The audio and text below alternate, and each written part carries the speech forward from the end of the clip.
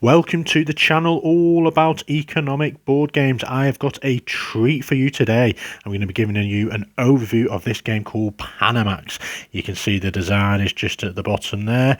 It's brought to you by Stronghold Games, and this one plays for 2 to 4 players. Says 90 minutes. I'd probably say 2 hours plus once you've kind of got all the setup, and it's a pretty meaty game.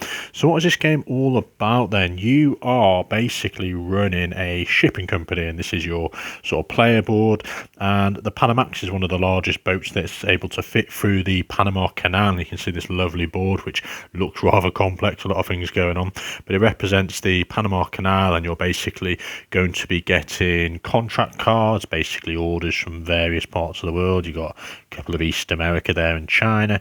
You're going to be taking those order cards, putting cargo on them. You can see we start with one here, and then you're going to be trying to get this cargo onto various ships that are going to take it from one side of the Panama Canal to the other, and depending on who owns the ships are going to get benefits, and who owns the cargo is going to get benefits, and there's a whole host of things going along the way. So in terms of how this one actually plays, this is sort of the crux of the game, this grey and blue area. This is where you can take your actions.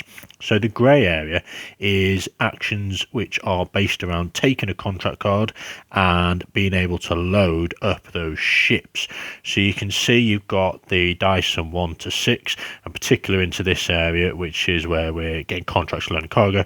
You've got your 4s, 5 and 6, and anything that's kind of in this sort of area, you see like sort of white line, shows that you take that dice.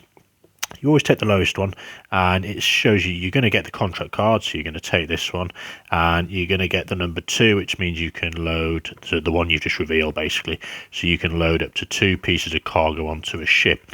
Now if you ever get to, say someone else uses that one, if you ever get to use one of these, it's called like it's called an executive order, something special, and then you get to activate any of those 4 options at the top, which I'll sort of go through in a minute. So what do you do once you have attained that particular, where's it gone, order card?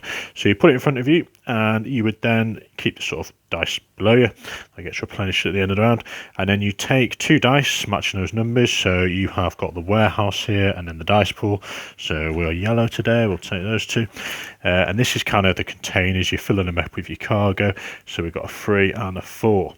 The next thing you would try and do is you would load up. So in this case we had, what was it, it was 2, the option to take 2. So we would look at this icon, which is East America, and we look at the 2 sections of the board. So you've got East and West. You can see these guys, this sort of little symbol at the top, not focusing. You got West, so it's going to be going to West America, and you've got the China symbol, so this is where the cargo is going to, and then on the other side you've got East America, and you've got you, that's where that's going to as well. So that cargo has to match which sort of area you're going to. So in this case East, we would want to be taking it over to these couple of ships here.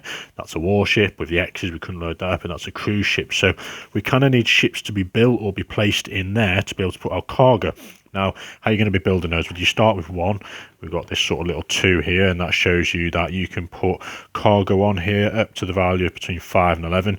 Once you hit the requirements, say the first dice you put on is a 5 or a 6, this can actually get going. Some boats, like this one, or where is it? There's a couple, well, say this one here, the direct fresh line, you have to fulfill the black requirements. So this one only takes 1s and 2s, and once you've got those 2, you can theoretically shoot off as well. So slightly different on that one. So your dice do represent cargo or people in some instances. So once that's loaded up, you'll then be moving across the board, and let's just stick with the East of America. So once you've filled one of these boats, let's just say we've got this one here, we've put a dice on it. Now interestingly, any one of your opponents can put dice on, even though it's your ship, anyone can use it, and this ship is basically going to be following this arrowed line. It's going to be going through these waterways, these docks, and you can fit a capacity of up to 4. So this boat represents sort of 3 spots. You've also got, let's just say hypothetically yellow had another one, you could fit 4 in there, and when you move you can see it's going to be pushed through these. If it was fortunate enough that someone else had a boat here and your cargo was on it, or your people, it would move that one through there, and then move this. So they kind of shove each other along, which is really nice, and it's a really efficient way to get your stuff moved if someone behind you really wants to get through. So you might want to leave one of your ships in a place that no one else really wants it. So that is kind of the bulk of what this section does here, and then you can replenish these contracts from this big pile here. You take this top one and then you replenish that one down, and then someone else comes along. Now what can you do on this blue section? This is all about movement. So you can see if you took this number 1, you would get the one below it, so you get 2 movement on this and 1 movement on the one there, and at the top you got a sort of little track that you'd line up to help you remember how many you've got, and then when you spend one you move it down. So as I said, sort of moving these ships, then you've got certain starting positions where each starting player starts on the board, and say if you move, that's the wrong way around, but you could fit up to 4 of these. You can see this one, if you moved it, it'd go 1 in there, and then it's going all the way up to this port here, and you follow the lines. And once these ships finally get through the Panama Canal, you can see if that East America one finally comes out, you're going to get some benefits. So the dice symbols represent that for each cargo on there, whatever dice paper, you're going to get 1 money, and at the top, whoever's actual ship it was, so you might not have had any actual cargo on it, but let's just grab a yellow ship, they are going to get the chance to take one of these cards. So depending on how big the ship was, you can see if it was a size 1, you're going to take one of these captain cards, and they're generally focused around movement. I'll just show you one now. There you go. So you get a 3/5 movement on a future turn, or you can just take the 2 money, and this little meeple means it goes to your personal supply. So if I haven't already mentioned, you've got your actual company here, and then your personal supply, and that money's the value you're going to win at the end of the game.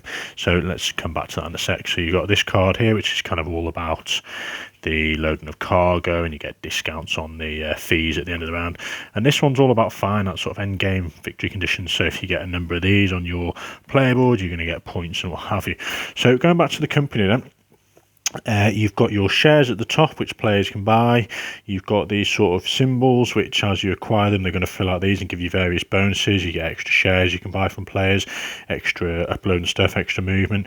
You've got these, which represent guests, I think they are, and as you complete them, you get various benefits, and those are from those cruise ships. You start off with a share in your company, some money, you get a 2 ship and one of these sort of contracts, one of these finance end of game score and things you've chosen at the beginning. Now, interestingly, looking at this action selection, if you aren't happy with the way the spread is, you can pay $5 to move, one of these dice to over here or one of these to there, vice versa. And you can see there's certain parts where if you sort of fill out this one, you can do it for 2 instead of 5, and if you fill out all of these, you can do it for 0. So that is the bulk of what you're going to be doing, depending on where these dice turn up.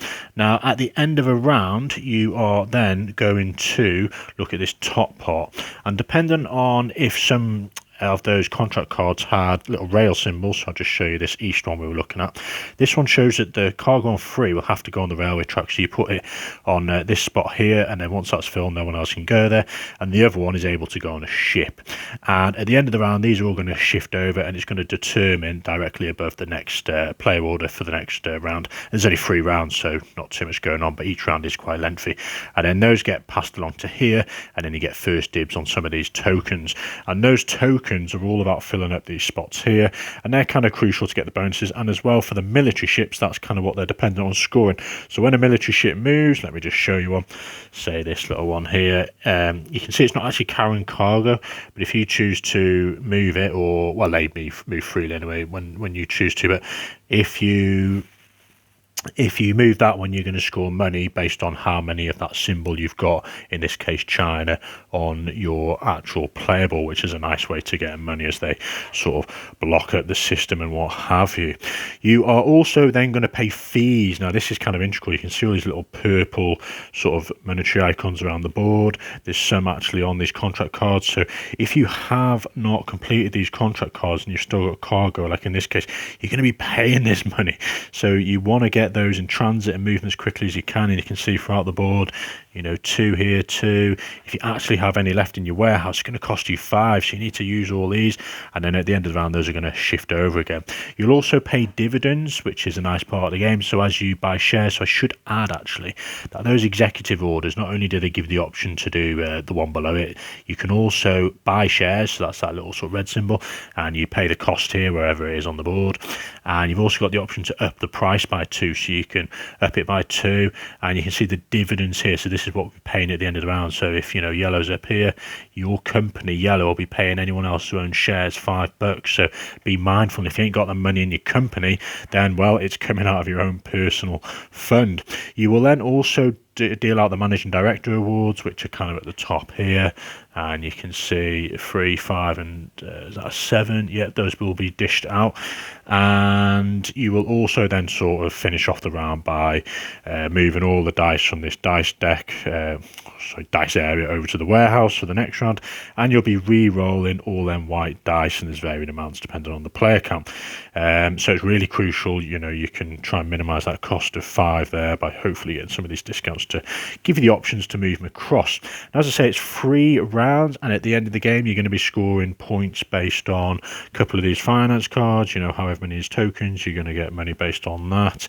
You are going to be getting, what else we got, player money from the bank for those little sort of financial tokens remaining at the top, depending if you've won those awards for basically whoever's got the highest share price and value. You will get points for money for your actual shares you have. So if you've acquired, there's loads of shares over forever, and you've got the yellow ones out on the board, but if you've acquired, you say two red, 1 green, you're going to see where they are on the actual track, get that money, more money in the bank. And finally, you may have had to take loans throughout the game, and you can see there's always a bit of interest to pay back. So if you took a 10 loan, you're going to be paying 15 back at the end of the game, and if you have another loan, it's going to be 30, etc. And whoever has the most money is the winner. Now, there's a few little intricacies in this game which I really like. The actual boats that are kind of already starting out there have some nice little sort of things to bear in mind. So this big one here, if that focuses in, the San Juan, you can see you put your dice on, and it needs to be of a value between 9 and 18 before it can go. And when it actually gets through to the other side, one of those dice for each colour can be multiplied by 2, which gives you more money. This one here is a military ship. You've got another military ship, and you can see that you have to be really mindful as to what cargo you're taking from the contracts to get the dice to then be able to put them out onto the ships. And the movement is very clever because you're pushing people along. You're trying to maximise, your movement, because if you've only got 1 or 2 movement and you're having to push someone else out of the way, then that other person's getting a big benefit. So it's where you leave your cargo and ships at the right time. If you're in here rather than here, you can see the cost at the end of the round is a lot cheaper. So there's a lot of things to think about in this game as you move that cargo from one side to the other, and just your company player board gives you a host of things to think about as well. And I like how you're thinking about your company, you're thinking about your personal finances. So overall, a lot of moving pieces and a very enjoyable game, this one, and that is Panamax.